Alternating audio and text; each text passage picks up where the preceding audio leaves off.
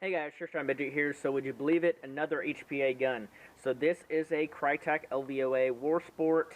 I believe this is a longer version, or the standard version, because they have the LVOA-S. They also have the LVOA-C, I think. Honestly, I'm not sure which version this is. It doesn't say on the body, so I'm not 100% sure. They're pretty much all the same as far as rails and barrels. They're the same thing, except just length differences.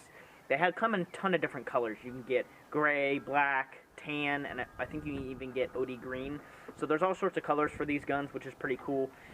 There's the LVOA-S and the C, and I think that's it. I think there's just two different variants. I think the C is the shorter one, and the S is like the standard, I guess. And I think this is the S because it's a little bit longer.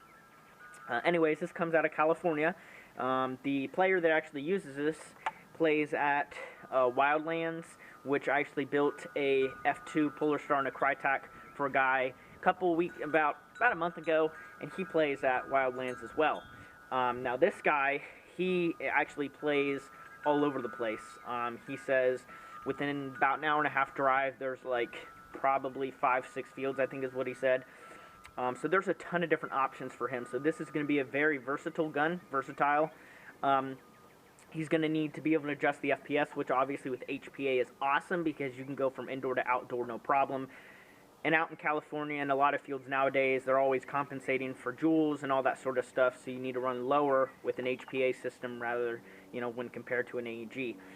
So a couple of the rules for Wildlands. They are 365 with a .2, which is 1.25 joules with a 2. So that is what that field is. There's a couple of indoor fields, which I don't know if he plays indoor or not. I didn't ask him. But it can go down to 350 with a .2. And he can, use 2 5s or 3s and play indoor and outdoor. I'd probably recommend 2 5s for indoor, 3s for outdoor. So there's just a standard Crytek buffer or stock on here with the metal buffer tube, ambi sling mount, the War Sport body, which it says LVOA over there, and then on this side it's got War Sport trademarks, which is pretty cool. These bodies are super solid, no wobble. Charging handles, basic, dust cover. There is a Trinity Force red dot on here. I had one of these back a long time ago. It wasn't this exact model, but it was a Trinity Force red dot, and it seemed decent. These are pretty cheap, though. They're metal. Most of it's metal. They're kind of the cheaper end, though, maybe like 30 bucks, 40 bucks. And then there's the LVOA rail. It's pretty long. I'm guessing, I would probably say 16 inches. This thing's quite long on the rail. The barrel's probably a 14.5. There is a little suppressor or amplifier on this thing. I'm not sure what really to call it. I'd actually call it more of an amplifier than anything because it doesn't have room for any foam or any of the sort to make it quieter. My brother looked it up and they sell them on like JK Army, which I think is overseas. This is what it looks like. It's pretty cool. It's super tiny. It gives the authentic look of a integrated suppressor, but since the barrel stops here, you can't really have a long one, and if you don't want it to stick out much, this is a great option. It's unique. It's called the SLR, so that's pretty dang cool. So he's got a ton of rail sections on this gun. There's one down here for the AFG. It looks like this is a AFG 2, I think, or 1. It's the bigger one from what it looks like. I think the AFG 1 is the bigger one. 2 rails on the bottom and 2 on each side, the small ones on each side. So I don't know if he plans on putting a bunch of stuff on here. Some people just toss, whatever comes in the box, they'll toss on their gun. He's got some pretty cool rail covers on here. These actually bolt into the rail, so it's actually made for this gun. And I'll tell you what, these are cool looking. I love them. Awesome. So as far as the internals on the engine, it has a Polar Star F2, which I'm sure you saw right there. Now, this is a brand new engine. The only thing I installed into the gearbox shell was a retro arm straight trigger, a red one, and then I also had to put this valve on here. This is a V12 valve. These leak a lot, but not on here, which is nice. So the engine doesn't come with a valve.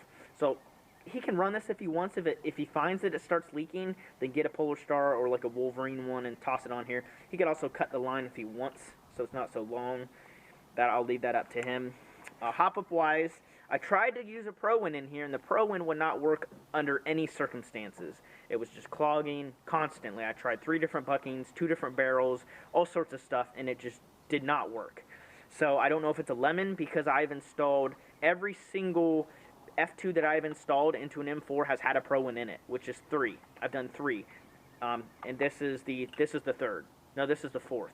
This is the fourth. So 3 F2s that I put together were in M4s, and they all had Pro Ones in it.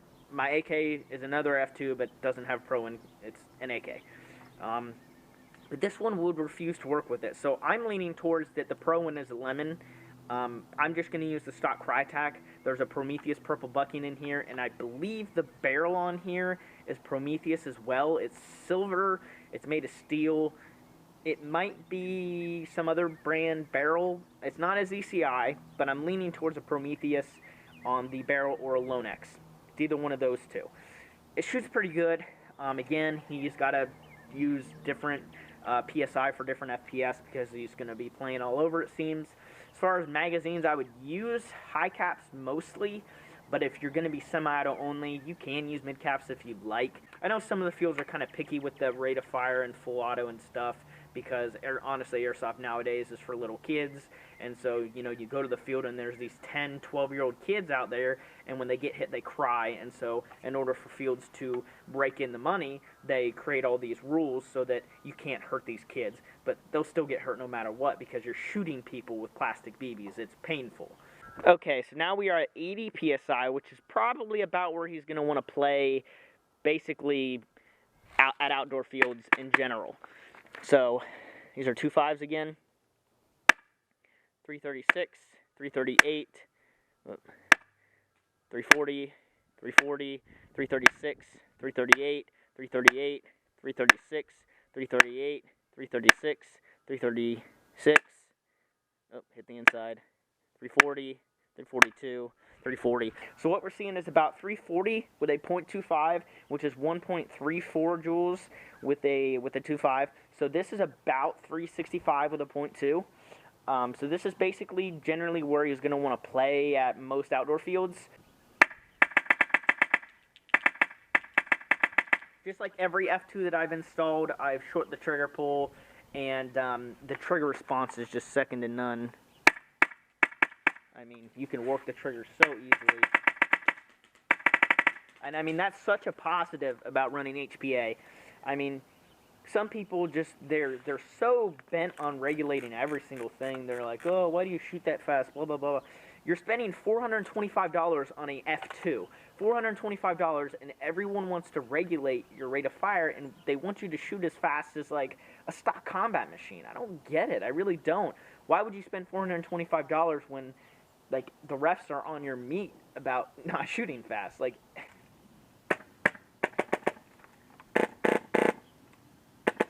really?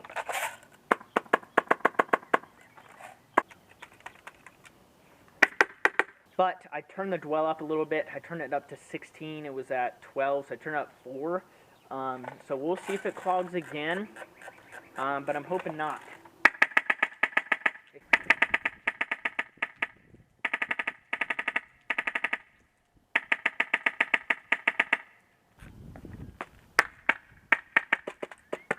Okay, so yet again, I had to switch some stuff up on this. I was getting clogging issues yet again for an unexplained reason. Basically, what I ended up switching to is the Crytac stock hop-up, which I had before, a Crytac bucking that I shaved the nub down on, and a ZCI barrel in here, ZCI steel barrel, that is S-hopped. And it seems to shoot pretty good. It shoots about just as good as it was before. It's a little bit quieter because, for some reason, when I switched to this barrel setup, the dwell wanted to be lowered quite a bit, so the dwell is really low.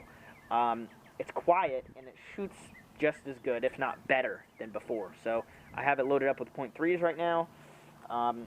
We're shooting about 1.4 joules with .3s, which is like 365 with a 2, which again is where he's going to be wanting to play pretty much at all outdoor fields. So as you can see, it's really, really quiet now.